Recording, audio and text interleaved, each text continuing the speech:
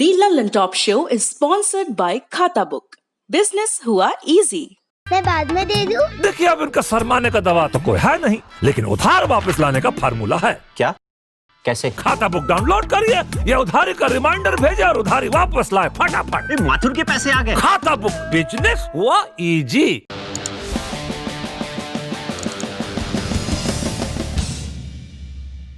नमस्कार, मैं हूं निखिल और आप देख रहे हैं दी ललन टॉप शो। छठ आए और इस पर घमासान न हो, ऐसा पिछले कुछ सालों में देखने को नहीं मिला। फिर इस बार तो कोरोना महामारी का दौर है। देश भर की अलग अलग राज्य सरकारों ने छठ को सार्वजनिक रूप से मनाने पर या तो पाबंदी लगा दी है या फिर लोगों से अपील की है कि वो छठ को घर पर मनाने की कोशिश करें। लेकिन ट्विटर पर ट्रेंड कर रहा है कि छठ तो घाट पर ही होगा। चूंकि उत्तर भारत की हिंदी पट्टी के लिए छठ एक भावनात्मक मुद्दा है, इस पर राजनीति करने से पार्टियां चूक भी नहीं रही हैं। बड़ी खबर में आज इसी मुद्दे की बात करेंगे, लेकिन पहले देखिए ये वीडियो।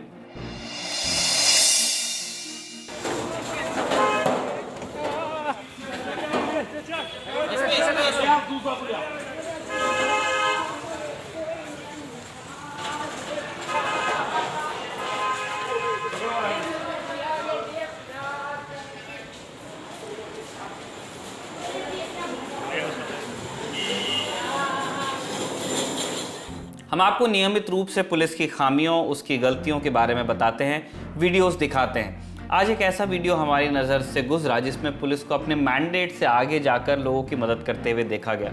सो वो भी हमने आप तक पहुंचाया। ये तस्वीरें मध्य प्रदेश के जबलपुर से हैं। तारीख 17 नवंबर।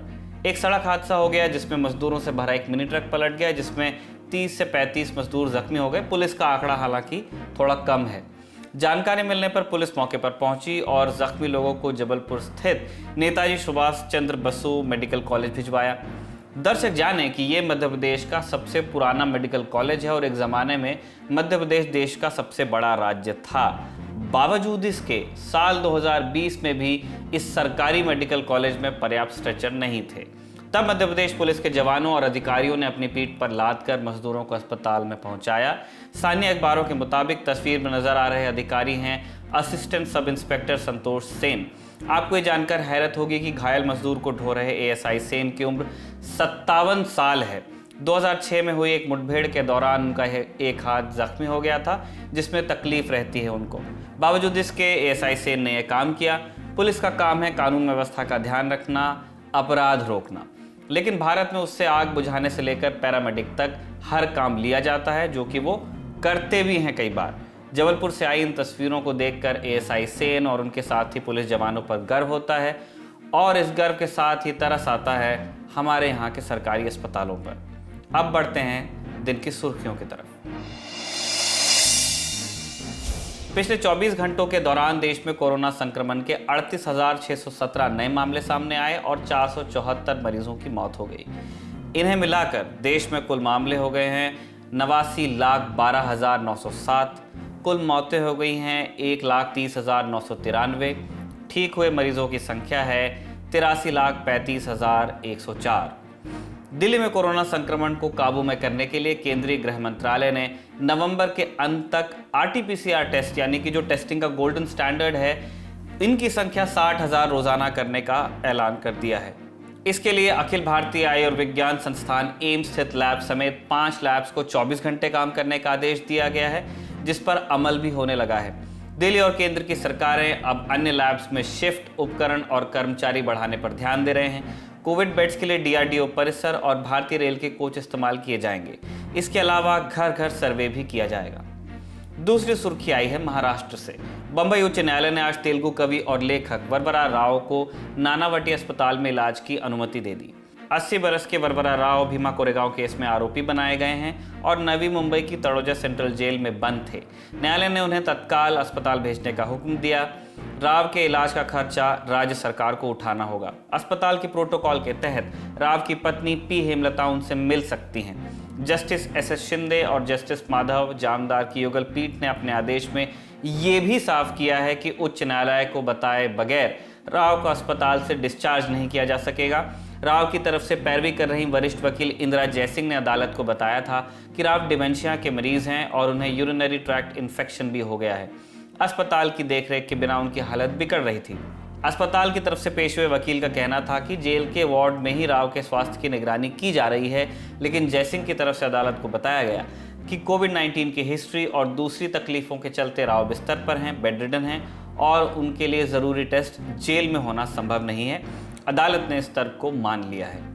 तीसरी सुर्खी भी महाराष्ट्र से ही है।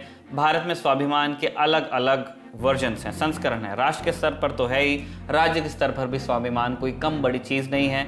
धर्म और जाति का स्वाभिमान अलग से होता है। अब अजित पवार के बयान को ही ले लीजिए। उन्होंने आज बाल ठाकरे को याद करते हुए कहा कि बाल ठाकरे ने जीवन में हमेशा महाराष्ट्र के सर्वांगीण विकास का सपना देखा। साथ ही वो एक संयुक्त महाराष्ट्र चाहते थे जिसमें बेलगाम, कारवाड़ और निपानी भी हों। अब ये संयुक्त महाराष्ट्र बड़ी एक लोडेड टर्म है। पवार ने ये बयान तो दे दिया, लेकिन इससे पड़ोसी राज्य कर्नाटक में त्योरियां चढ़ गईं। दरअसल बेलगाम, कारवाड़, निपानी, धारवाड़ और बीदर के इलाकों पर मराठी स्वाभिमान की राजनीति करने वाले महाराष्ट्र का दावा बताते रहे हैं। जब संयुक्त महाराष्ट्र के लिए आंदोलन चला और महाराष्ट्र अलग राज्य बना, तब से इन इलाकों को महाराष्ट्र में शामिल करने की बात गाहे बगाहे होती रहती है। लेकिन ये इतना आसान नहीं है, क्योंकि इन इलाकों में अगर मराठी भाषी लोग रहते हैं तो कन्नड़ भाषी लोग भी रहते हैं। इसीलिए कर्नाटक अपना दावा नहीं छोड़ना चाहता। पवार के बयान पर कर्नाटक के मुख्यमंत्री बीएस येदियुरप्पा ने जवाब दिया। कहा कि कर्नाटक के मराठी भाषी लोग कन्नड़ लोगों की तरह ही हैं, उन्हीं के बराबर हैं। वो लोग हमारे लोग हैं, ये नेताजी के शब्द थे। कर्नाटक में हाल ही में मराठा डेवलपमेंट अथॉरिटी बनाई गई है, लेकिन चूंकि मामला भावनात्मक है तो बेंगलुरु में प्रदर्शन भी हुए। प्रदर्शनकारियों को बाद में हिरासत में लिया गया। उधर सिद्धारमैया ने इस बहाने येदियुरप्पा सरकार पर निशाना साधा, साथ ही मराठा डेवलपमेंट अथॉरिटी पर भी सवाल उठाया। अब चलते हैं दिन की बड़ी खबर की तरफ। त्योहारों का मौसम है। दिवाली, भैया दूज के बाद आज से 4 दिन की छठ पूजा शुरू हो गई है, लेकिन त्योहार से ज्यादा शोर राजनीति का है। कोरोना संक्रमण के चलते कई राज्यों ने घाट पर सार्वजनिक रूप से छठ मनाने पर रोक लगाई है और इसी रोक का विरोध हो रहा है। ट्विटर पर हैशटैग चलाया जा रहा है कि छठ तो घाट पर ही होगा। अब एक एक करके राज्यवार आपको बताते हैं कि कहां कहां रोक लगी है और कौन से राजनीतिक दल विरोध कर रहे हैं। दिल्ली में अभी सबसे ज्यादा कोरोना संक्रमण के मामले आ रहे हैं, तो इसे देखते हुए दिल्ली डिजास्टर मैनेजमेंट अथॉरिटी ने एक आदेश निकाला और छठ पूजा के दिन यानी 20 नवंबर को घाटों पर जमा होने पर पाबंदी लगाई। आदेश में लिखा कि कोरोना की वजह से तालाबों या नदियों के घाट पर पूजा करने की मनाही है। अब दिल्ली में आम आदमी पार्टी की सरकार है और विपक्ष में बीजेपी। पूजा की मनाही वाली बात को बीजेपी ने नाक का सवाल बना लिया। मंगलवार को बीजेपी के पूर्वांचल प्रकोष्ठ के कार्यकर्ताओं ने मुख्यमंत्री अरविंद केजरीवाल के घर के बाहर प्रदर्शन किया।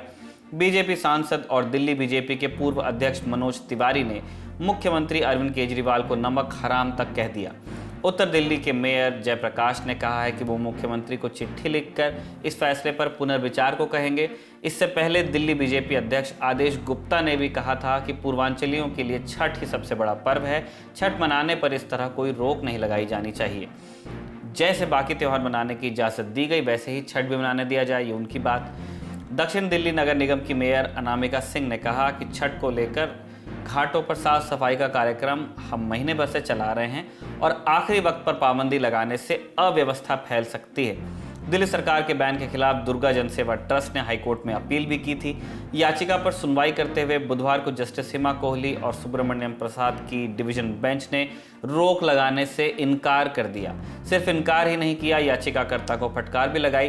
कोर्ट ने कहा कि दिल्ली सरकार शादियों में 50 से ज़्यादा लोगों के जुटने की इजाज़त नहीं देना चाहती और आप चाहते हैं कि घाट पर 1000 लोग जुटें। कोर्ट ने कहा कि लगता है कि याचिकाकर्ता कोरोना की स्थिति से अवगत नहीं है। इस तरह के कार्यक्रम कोरोना फैलाने में सुपर स्प्रेडर का काम करेंगे। यानी आम आदमी पार्टी सरकार के फैसले को हाई कोर्ट ने एक तरह से सही माना है और अगर कोर्ट के फैसले के हिसाब से देखें तो बीजेपी की मांग गलत लगती है। छठ को लेकर दिल्ली जैसा आदेश झारखंड में भी निकाला गया था। झारखंड की डिजास्टर मैनेजमेंट कमेटी ने रविवार को आदेश निकाला था कि छठ के दौरान किसी को भी घाटों पर जमा होने की इजाज़त नहीं होगी। झारखंड में जेएमएम और कांग्रेस गठबंधन की सरकार है। मुख्यमंत्री हैं हेमंत सोरेन। तो हेमंत सोरेन सरकार के फैसले का बीजेपी ने पुरजोर विरोध कर दिया, बिल्कुल दिल्ली की ही तरह। लेकिन दिल्ली की ही तरह झारखंड की सरकार यह दबाव सह नहीं पाई और पाबंदी वापस ले ली गई। नए आदेश में सरकार ने घाट पर छठ मनाने की इजाज़त तो दे दी, लेकिन हेमंत सोरेन ने अपील की कि लोग घर पर ही छठ मनाएं। कुछ दिशा निर्देश भी इसके साथ जारी किए गए। अब बात करते हैं बीजेपी शासित राज्यों की। बिहार के अलावा छठ का चलन सबसे ज़्यादा है यूपी में। यूपी की योगी आदित्यनाथ सरकार ने घाट पर छठ मनाने को लेकर कोई रोक नहीं लगाई, कोई ब्लैंकेट बैन नहीं रखा, लेकिन कुछ दिशा निर्देश जारी किए हैं जिसके तहत घाट पर सोशल डिस्टेंसिंग ज़रूरी होगी। सीएम योगी आदित्यनाथ ने लोगों से अपील भी की है कि घाट के बजाय घर पर ही छठ मनाएं। यानी सरकार ने पाबंदी नहीं लगाई, लेकिन सरकार ये चाहती है कि लोग घाट पर न जाएं। एक और बीजेपी शासित राज्य गुजरात की बात करते हैं। अहमदाबाद मिरर अखबार की खबर के मुताबिक सूरत में तापी नदी और अहमदाबाद में साबरमती नदी के घाटों पर छठ पूजा नहीं रखने का फैसला वहां के नगर निगमों ने ले लिया है। इसके अलावा छठ आयोजन समितियों ने भी लोगों से घर पर ही त्यौहार मनाने की अपील की है। कुल जमा बात यह है कि हर राज्य में सत्ताधारी दल और उसकी सरकार ये चाहती है कि लोग घाट पर छठ न मनाएं, क्योंकि इससे संक्रमण फैलने का खतरा बढ़ता है। लेकिन जो विपक्ष में है वो इस बात को भी तूल देकर अपनी राजनीति चमकाने का मौका नहीं छोड़ना चाह रहे। जहां जो विपक्ष में है वो यही काम कर रहा है। अब आप तय कीजिए कि इनमें से कौन सा पक्ष आपको ठीक लगता है। छठ पूजा और घाट की बात चली है तो ये भी जान लीजिए कि छठ में घाट की अहमियत क्या है, कैसे मनाया जाता है ये त्यौहार। सदियों से छठ मनाया जा रहा है। लोग दिवाली के 3 दिन बाद से तैयारी में लगते हैं। शुरुआत होती है गेहूं सुखाने से। पूरे दिन धूप में बैठकर ध्यान रखना होता है कि कोई पक्षी इस गेहूं को जूठा न कर दे। पूजा में शुद्धता का पूरा ध्यान रखना होता है। गेहूं सूखने के बाद घर से लोग अपने हाथों से चक्की पीस कर आटा तैयार करते हैं। फिर 4 दिवसीय महापर्व का पहला दिन आता है। पहला दिन इस शुद्धि की शुरुआत का होता है। इस दिन नदी में स्नान के बाद शुद्ध सात्विक भोजन किया जाता है। चावल, सादी दाल और घी में बनी कद्दू की सब्जी। इस दिन को कद्दू भात भी कहा जाता है। अगला दिन खरना का होता है। ये दिन भूदेवी का होता है, उस देवी का जो बिना भेदभाव किए सभी बीजों को अपनी कोख में स्वीकार करती हैं और सबको पालती हैं। दिन भर के निर्जला उपवास के बाद शाम को मिट्टी के नए चूल्हे पर गुड़ वाली खीर और सादी रोटी बनाई जाती है। धरती लीप कर केले के पत्ते पर उन्हें भोग लगाया जाता है और व्रती के साथ साथ उसी प्रसाद को पूरा परिवार ग्रहण करता है। अगला दिन सांझ अर्घ का होता है, डूबते सूरज की पूजा। इस दिन पूरे दिन और रात को अन्न जल ग्रहण नहीं कर सकते। सुबह सुबह आटे में गुड़ मिलाकर घी में ठेकुआ तला जाता है, जो इस पूजा का सबसे बड़ा प्रसाद है। फिर शाम को बिना रंगे सादे सूप में नारियल फल लेकर गाते बजाते सब लोग घाट पर जाते हैं। वापसी पर घर में गन्ने का गोल घेर बनाकर उसके भीतर कोसी भरने की पूजा होती है। कोसी भरने से आशय है कोष भरना। भगवान का अक्षय कोष जिससे हम भोजन पाते हैं, उसमें अपनी ओर से कुछ योगदान करना। ये वैसा ही है जैसे सरकार के घर में टैक्स जमा करते हैं और बदले में उससे शिक्षा और सुरक्षा जैसे लाभांश हासिल करते हैं हम। ठीक वैसे ही मिट्टी के छोटे छोटे कटोरों में फल, मिठाई और पान सुपारी रखकर कोसी भरी जाती है। अगले दिन मुंह अंधेरे ही व्रती के साथ फिर घाट लौट जाते हैं। यहाँ पूजा के बाद जल में प्रवेश करना होता है और हाथ में सूप लिए गीले बदन भगवान भास्कर यानी सूर्य देवता का इंतजार करना होता है। इस दौरान सोहर का गीत गाया जाता है, जैसे बच्चे के जन्म पर गाते हैं। सूर्योदय से पहले का अंधेरा गर्भ के जैसा होता है और उदय जन्म की तरह। पूरब की लालिमा को देखते ही लोग दूध गिराकर अर्घ देने लगते हैं और इस प्रकार इस व्रत का समापन होता है। बार बार हमने व्रती शब्द का जिक्र किया, ये जान लीजिए व्रती कौन हो सकता है। शारीरिक रूप से स्वस्थ कोई भी प्रौढ़ पुरुष या स्त्री व्रती हो सकते हैं। जब कोई व्यक्ति खुद को इसके लिए फिट महसूस करता है तब परिजनों से इसकी करने की इच्छा व्यक्त करता है, फिर सबके सहयोग से इस अनुष्ठान को अंजाम देता है। इतने दिन तक चलने वाले इस अनुष्ठान में किसी भी पुरोहित की जरूरत नहीं होती है। ब्राह्मण हो, दलित हो, कोई भी हो, सब अपनी पूजा खुद करते हैं। सबके घाट एक ही होते हैं और साथ बैठना जरूरी होता है।